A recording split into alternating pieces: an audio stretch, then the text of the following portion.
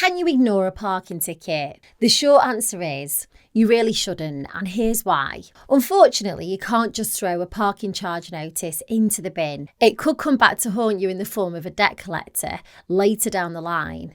A quick appeal might get you out of paying the ticket if you have the right evidence. Parking charge notices are private fines, and penalty charge notices are usually from the council or the police. A penalty charge notice is enforceable by law, so ignore that and you could find bailiffs on your doorstep. A parking charge notice is seen as an invoice. You may have read online in forums that people have ignored them and got away with it, but not everyone's that lucky. I personally would definitely not ignore it.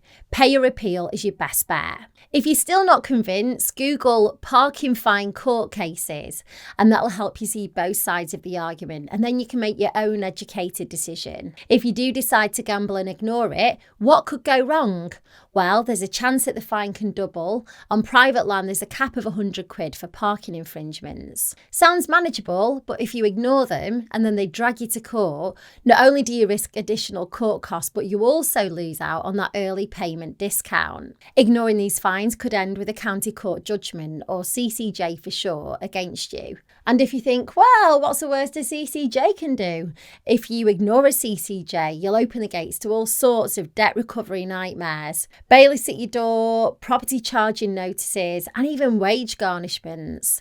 Plus, that CCJ affects your credit file for 6 years, making it difficult to access low interest rates and things like loans and mortgages. They can either chase you down or pass your unpaid fine to debt collectors, and they're very persistent. Sometimes they'll even buy your debt for pennies, ramping up their efforts to return a profit. And if some unknown agency sends you a parking fine demand, it's possibly your ticket debt that they've purchased.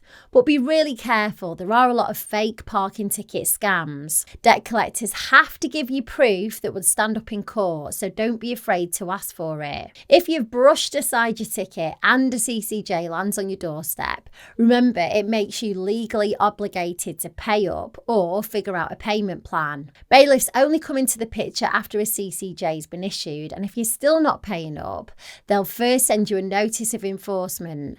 Ignore that and they might be able to pay you a personal visit. They can seize and auction off your assets to clear the debt, and with every step they take, your debt could start to grow with added fees. Your best bet?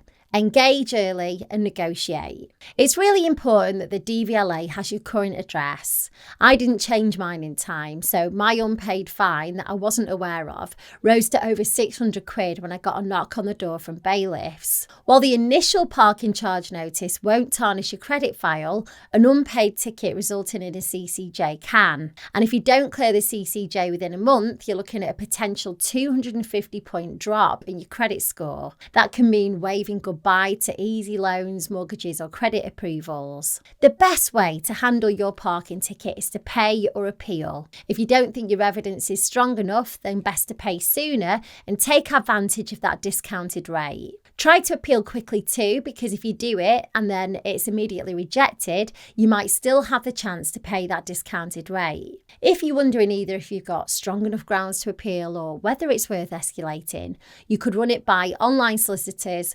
JustAnswer. You can take advantage of their £5 trial to ask as many questions as you want about your PCN, and I'll leave that link below the video for you. Good luck, and if you do use that link, you'll be supporting Money Nerds, so thanks.